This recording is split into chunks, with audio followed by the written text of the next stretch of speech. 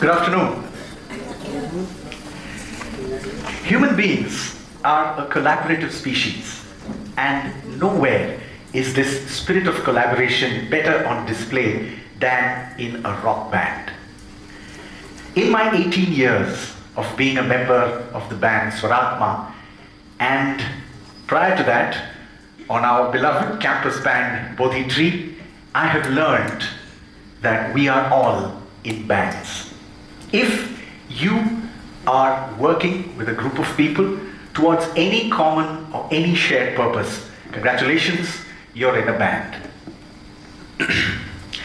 Now, watching a great band play live is an almost spiritual experience. It feels like, it appears as if they're speaking a language known only to them. And in that language, they're able to finish each other's sentences. It is as if they nourish each other with some mysterious spiritual energy. And the audience is an equally critical part of this experience. The audience is an amplifier and a reflector of that energy. And there comes a time in every great concert where the lines between the performer and the audience blur, and the venue becomes a single organism living and breathing, thriving and contorting, and creating this symbiotic exchange of energy that results in a feeling of community. Now that feeling of community is absolutely unforgettable, whether you're a member of the band or whether you're a member of the audience. Now imagine that every team that you were ever a part of felt like that, where you and your teammates were jigsaw puzzle pieces whose sides fit absolutely perfectly with each other until you formed this cohesive whole. That's the stuff that dream teams are made of. And that's the stuff that we can learn from the world of bands. Now, some bands go on to achieve legendary status, some bands don't. So the question is, how do you be in a rocking band?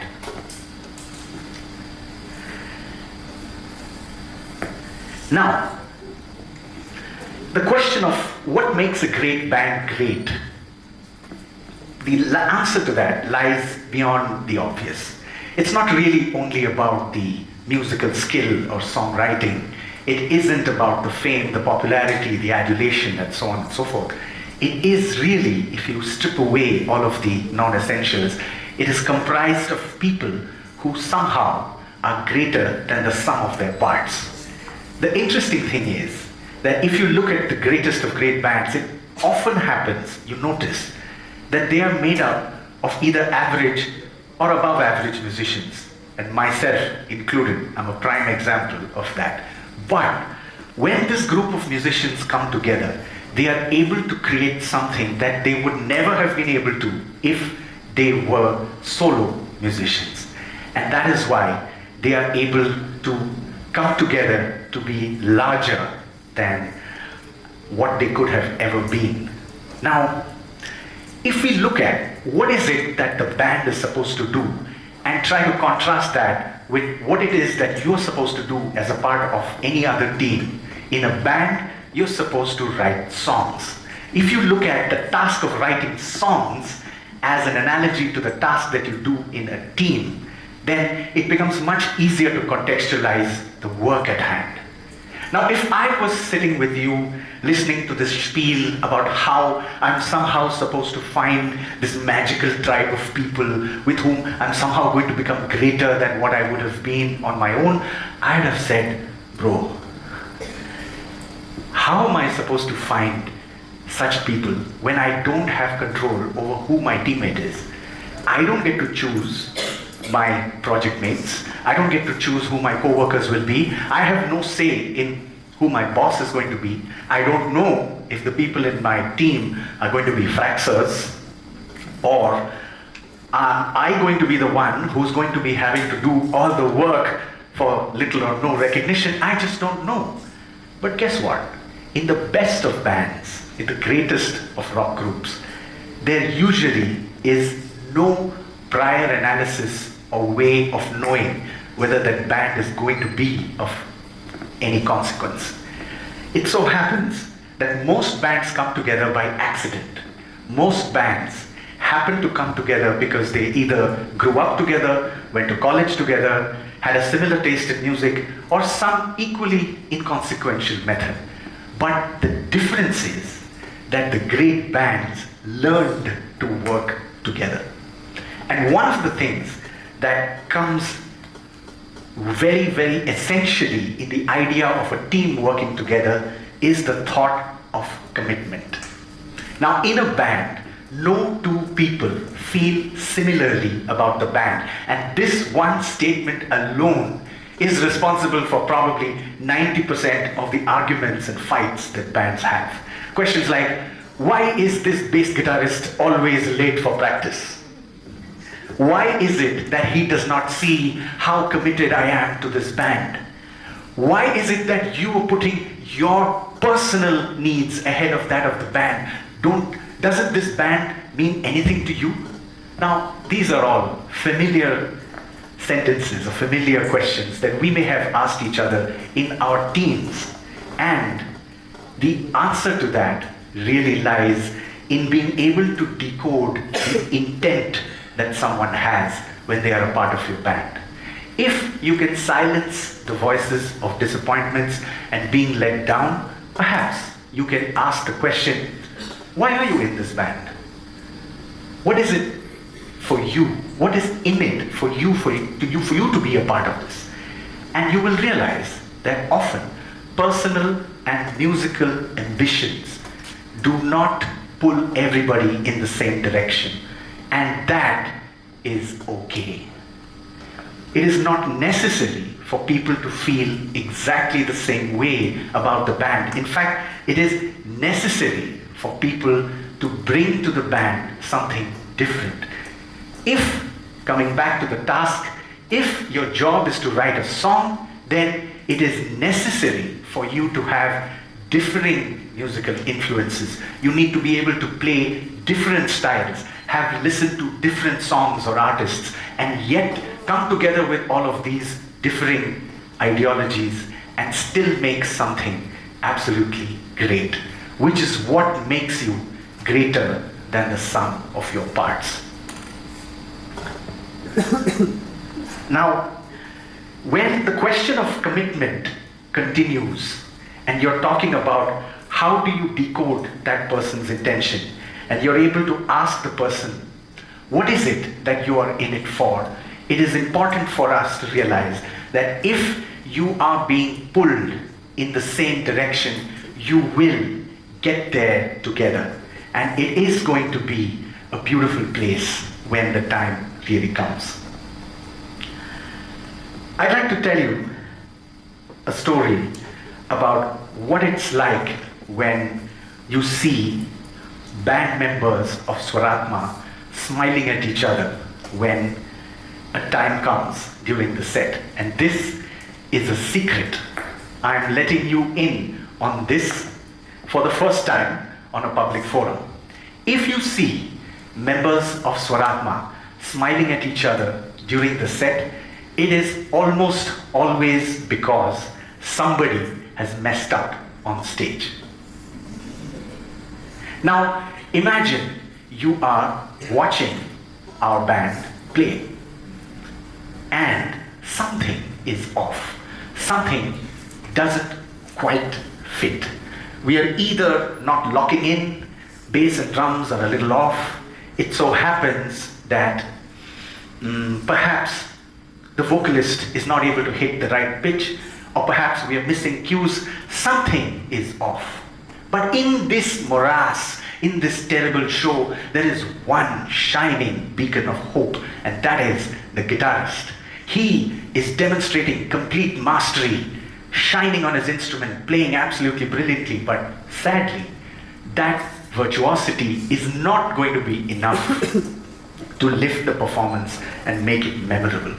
And the reason that is so is because there is no good guitarist in a bad band. The thing is, this is a collaborative effort and the entire package has to come together.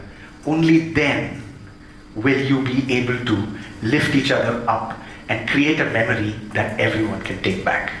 Now coming back to what happens when we are smiling at each other, like I said, almost always it is because someone's messed up.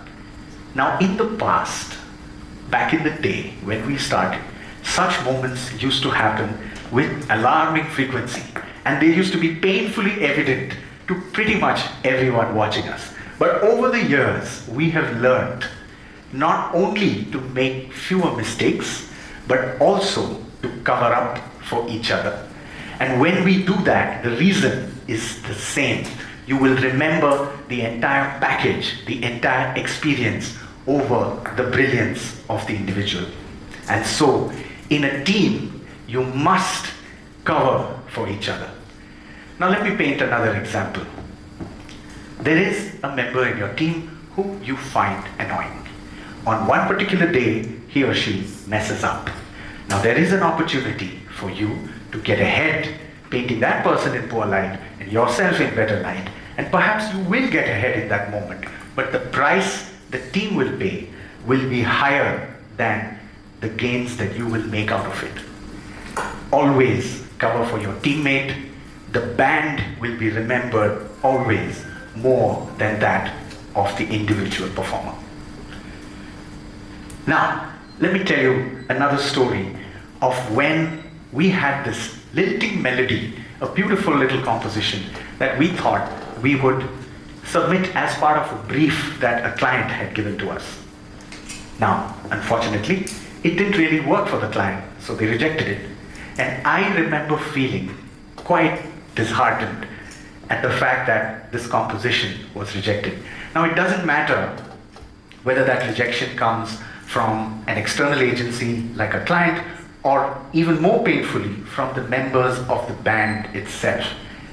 Because when you create something, especially when you're using a creative medium to pour your heart and soul into it, it is a deeply personal experience. You're drawing into often your biggest insecurities and putting that out in the form of a creative output. And when that does not find resonance with the others, when others, your closest collaborators, don't vibe with it, it sometimes really hurts. And you know, it is fashionable in the corporate world to say that don't take things personally. Be professional. Leave your emotions at the door.